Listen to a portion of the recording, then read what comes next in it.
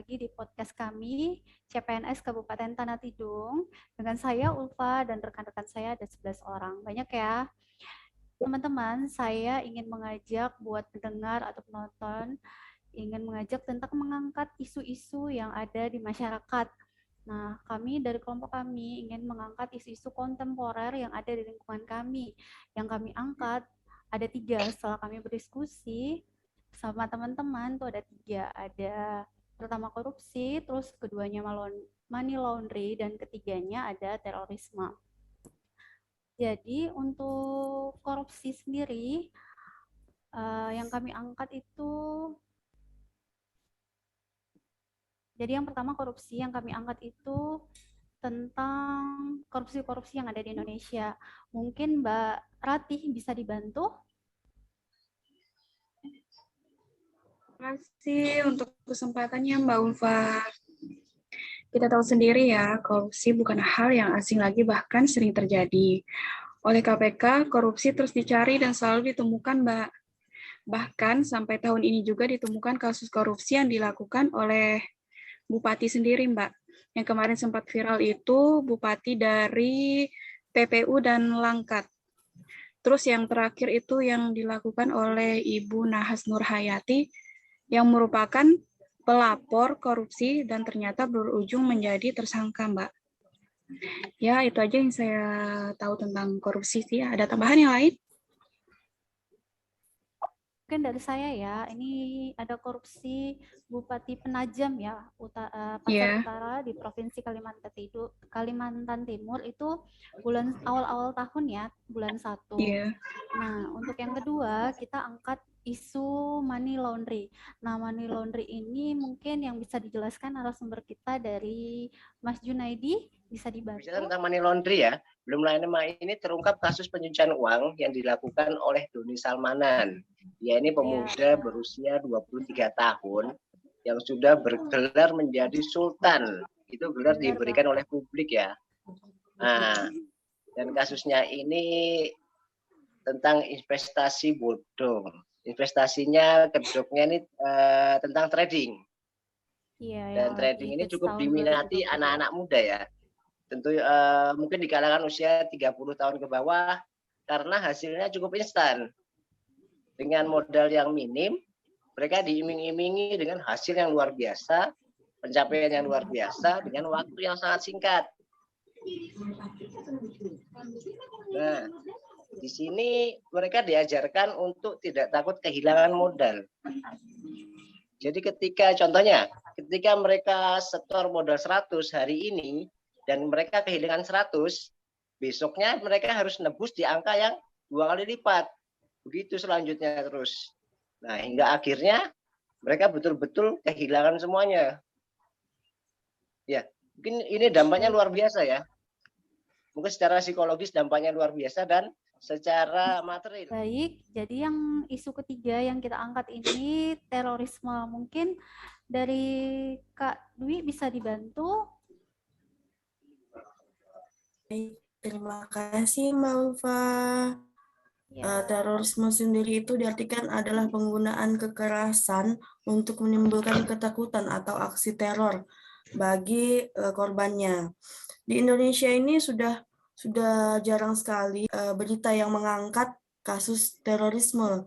Tetapi baru saja bulan Maret kemarin diberitakan adanya terkait kasus terorisme, yaitu terdapatnya 16 orang pelaku terorisme yang sedang menyiapkan aksi teror mereka.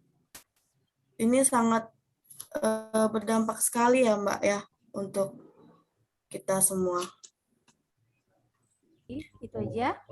Iya Mbak, terima kasih. Baik, dari ketiga isu ini, dari isu money laundry, korupsi, dan terorisme memiliki dampak jika isu itu tidak dicegah.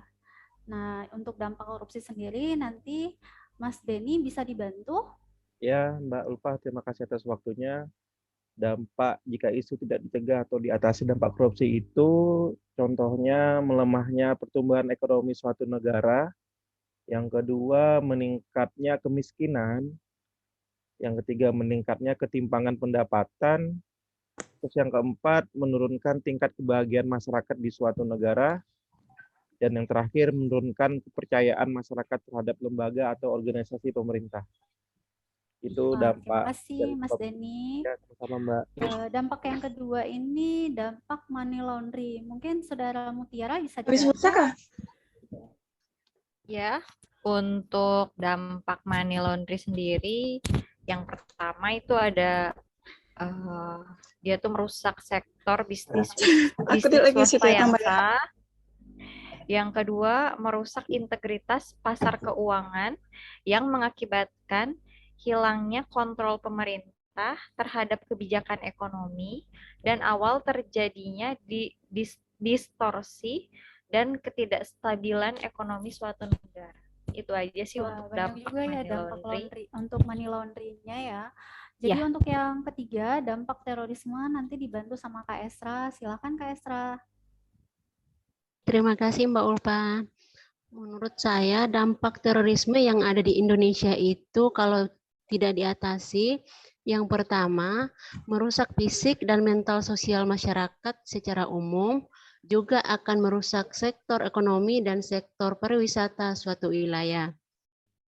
Dan yang kedua, menurunnya minat investor untuk melakukan investasi karena faktor keamanan yang tidak terpenuhi. Dan yang ketiga, meningkatnya inflasi dan pelemahan nilai tukar rupiah terhadap mata uang asing dikarenakan karena kekhawatiran dalam berinteraksi. Mungkin itu saja dampak terorisme di Indonesia. Terima kasih Baik, Mbak Kak Ulfa. Esra, terima kasih.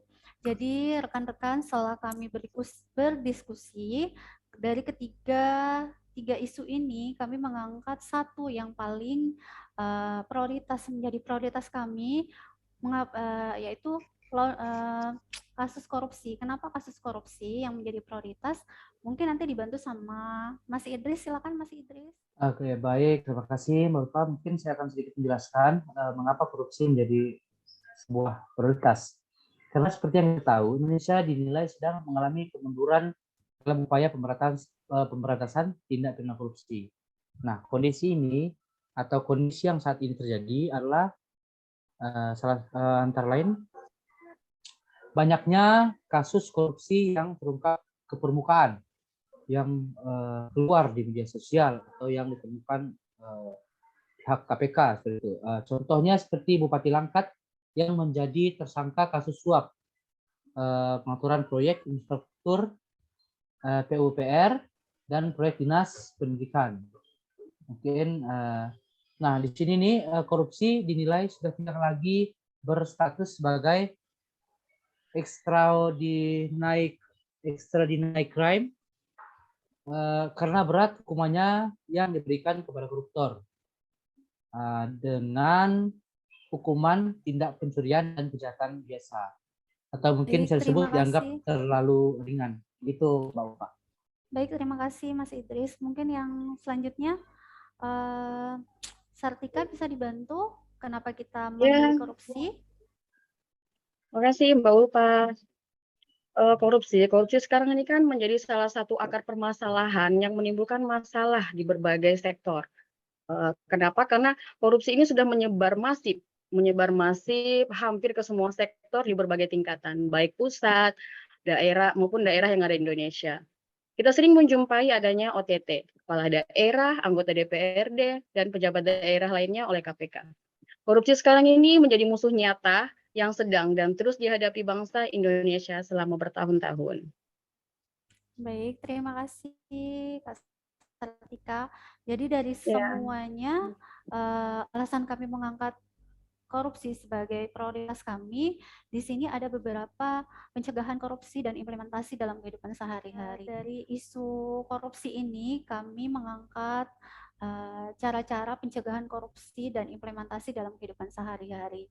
Di sini Rahmawati bisa dibantu untuk pencegahannya. Baik, terima kasih Kak. Di sini ada beberapa rekomendasi pencegahan korupsi dan implementasi yang kita lakukan dalam kehidupan sehari-hari, serta peran dalam pencegahannya tindak korupsi. Yang pertama yaitu membangun sikap anti korupsi, bersikap jujur, menghindari perilaku yang merugikan kepentingan, melaporkan pada penegak hukum apabila ada Anda menjadi korban perbuatan korupsi, contoh diperas oleh petugas, menerima pemberian atau hadiah dari orang lain, menumbuhkan sikap disiplin dan ketaatan kepatuhan terhadap peraturan. Selanjutnya, menumbuhkan sikap tanggung jawab, menumbuhkan sikap adil dengan memberikan hak kepada orang yang berhak. Lalu, memiliki prinsip transparansi dalam proses semua kebijakan, sehingga segala bentuk penyimpangan itu akan terlihat oleh publik. Lalu ada kewajiban penyampaian laporan harta yang dilaporkan setiap tahunnya. Lalu yang terakhir yaitu melakukan pembinaan agama, moral, dan etika, antara lain yaitu melakukan penyuluhan di bidang keagamaan, etika, dan hukum di lingkungan instansi pemerintah atau pusat daerah. Mungkin itu saja Kak Ulfa. Baik, terima kasih Rahmawati. Nah, teman-teman, Sama-sama. terima kasih atas diskusi kita yang panjang ini. Semoga nanti kita ketemu secara langsung, tidak virtual lagi. Sampai ketemu nanti kita di klasikal. Terima kasih, selamat malam. Malam.